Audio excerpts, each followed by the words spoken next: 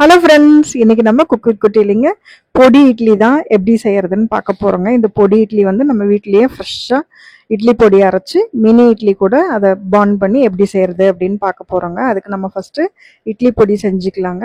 அதுக்கு வந்து எந்த டம்ளரோ இல்லை எந்த பாத்திரம் வேணா எடுத்துக்கலாங்க.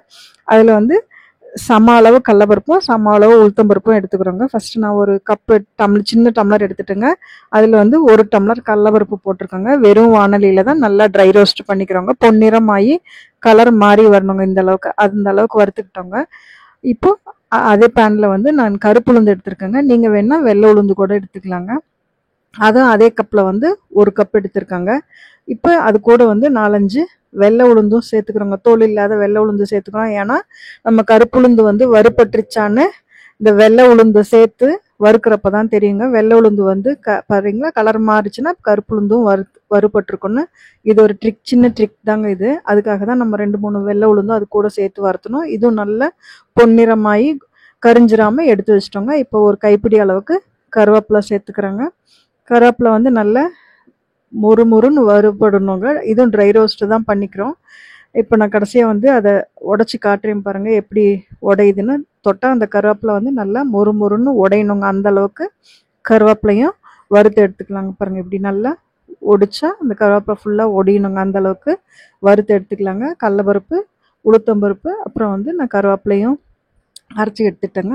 இதில் வந்து ஒரு சின்ன 2 ஸ்பூன் அளவுக்கு வெள்ளை எள்ளு சேர்த்துருக்கேங்க. உங்களுக்கு தேவைப்பட்ட கருப்பு எள்ளு கூட சேர்த்துக்கலாங்க. இதுவும் வந்து கலர் மாதிரி படப்படான்னு பொடிகிறப்போ அதையும் வறுத்து தனியாக எடுத்துக்கிட்டோங்க. எள்ளு போட்டு நம்ம பொடி செய்கிறப்ப நல்ல வாசமாக இருக்குங்க. அதுக்காக தான்.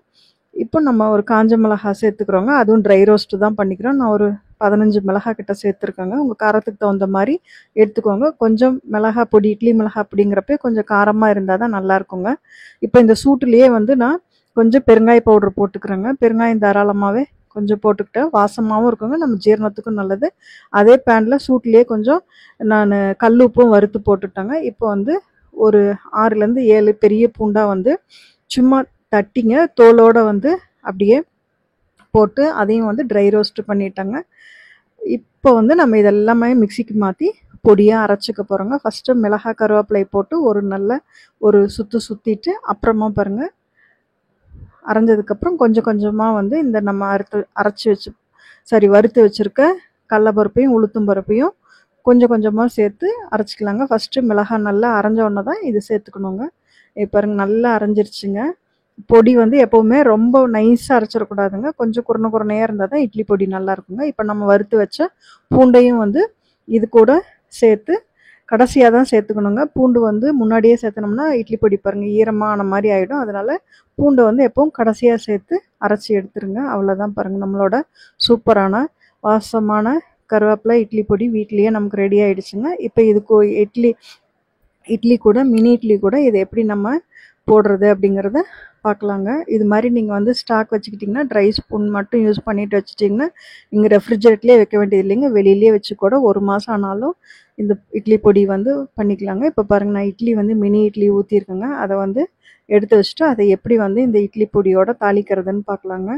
மினி இட்லி கூட வந்து இந்த மாதிரி இட்லி பொடி செஞ்சு கொடுத்திங்கன்னா இட்லி சாப்பிடாத குழந்தைங்க கூட விரும்பி சாப்பிடுவாங்க. அதே மாதிரி நீங்கள் ஸ்கூலுக்கு பேக் பண்ணுறதா இருந்தால் கூட இது மாதிரி செஞ்சு கொடுத்திங்கன்னா இட்லி வந்து மத்தியானத்தில் சாப்பிட்றப்ப ட்ரை ஆகாதுங்க, நல்லா சாஃப்டாக இருக்குங்க. நான் ஒரு பேன் வச்சு கடுகு போட்டு நல்லெண்ணெய் ஊற்றிருக்கேங்க. உங்களுக்கு தேவைப்பட்டுச்சுன்னா குழந்தைங்களுக்கு பிடிக்கணும் நெய் கூட குழந்தைங்களுக்கு கொடுக்குறதா இருந்தால் நெய்யில் செய்யலாங்க. நல்லெண்ணெயில் செஞ்சால் தான் இந்த இட்லி பொடி இந்த இட்லியோட வாசம் எல்லாம் சூப்பராக இருக்குங்க. முடிஞ்ச வரைக்கும் நல்லெண்ணெயில் செய்யுங்க. குழந்தைங்களுக்கு கொடுக்குறதா இருந்தால் மட்டும் நெய்யில் செஞ்சுக்கலாங்க.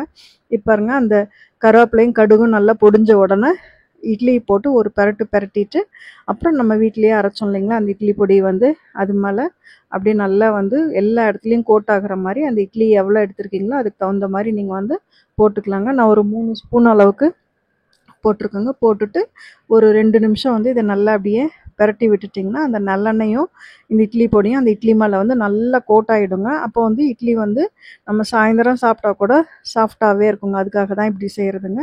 நல்லா கோட்டாகி எடுத்து சர்வ் பண்ணிட வேண்டியதாங்க. அவ்வளோதான் பாருங்கள், நம்மளோட சூப்பரான பொடி இட்லி மினி இட்லி சூப்பராக ரெடி ஆகிடுச்சுங்க. கண்டிப்பாக இந்த ரெசிபி வந்து சேவ் பண்ணி வச்சுட்டு மினி இட்லி என்றைக்கு செய்கிறீங்களோ அது மாதிரி அப்போ வந்து இதை செஞ்சு பாருங்கள். அதே மாதிரி இட்லி பொடியும் நீங்கள் மறக்காமல் செஞ்சு டப்பாவில் போட்டு ஏர்டைட் பாக்ஸில் வச்சுக்கிட்டிங்கன்னா 1 மாதம் ஆனாலும் கெட்டு போகாதுங்க. தேங்க்ஸ் ஃபார் வாட்சிங். தேங்க்யூ.